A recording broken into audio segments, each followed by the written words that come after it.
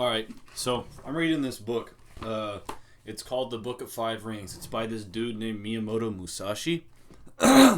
Except it's got a bunch of different names. Hold on, I'm about to flip back. So when he was born, they say that he was called Benosuke. I don't know how to pronounce it, I'm not Japanese. But at the end of his life, he refers to himself as Shinmen Musashi no Kami Fujiwara no Genshin. Which is fucking just a mouthful, dude. But anyway, it's called The Book of Five Rings. The introduction is just like, an introduction.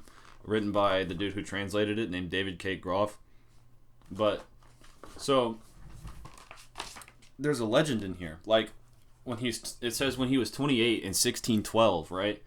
He had already made a name for himself because this boy was a fucking sword fighter. Except here's what he was. He wasn't like a legendary, renowned sword fighter. He was, word for word, a carelessly dressed iconoclast who used strange tactics that derived from no specific tradition and often wielded for weapons whatever happened to be lying around. This man would just walk around. He's wearing sweatpants and no shirt on, maybe one sock.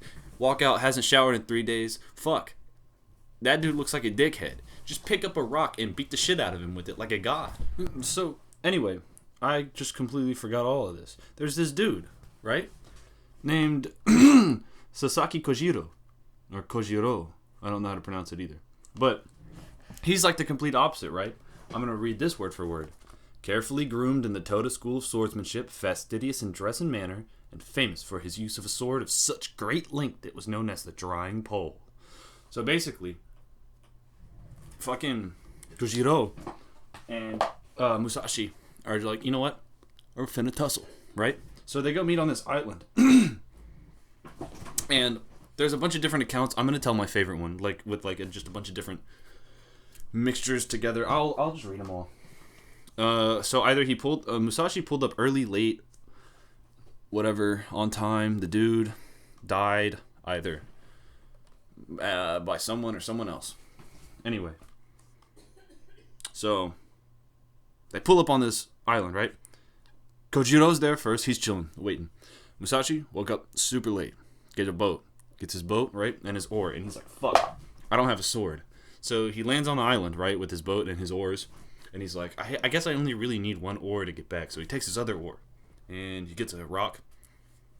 And he just makes a shitty fucking sword out of the oar. Shitty little small wooden sword. And he pulls up on Kojiro. And he's like, what's up? And Kojiro is like, dick, I got this like 8-foot like just whopper right here. And you're going to fight me with that? He gets pissed. And he's like super pissed, right? And so he takes off his sheath and he just throws it in the water. And Musashi's like, well, only person who throws their sheath in the water is a person who's probably not going to need it later. And so Kojiro's like, what? And he gets fucking like, just like seething. He's like, man, what? And then he like pulls up on him and he like runs at him. Musashi runs out the way, gets his ponytail cut off. He's like, what the shit? And then he like hits him in the back and Kojiro falls on the ground. But Kojiro does like a little roll and like tries to hit Musashi, but he misses. And then Musashi stabs him with his wooden sword and kills him. 2 hits. But still, he just got fucking wrecked. He got fucking wrecked by a small little baby wooden sword. He's stupid.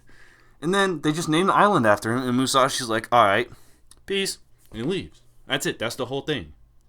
It's stupid. It's the legend. And Musashi never even talks about it. It's probably not even true. Subscribe to me.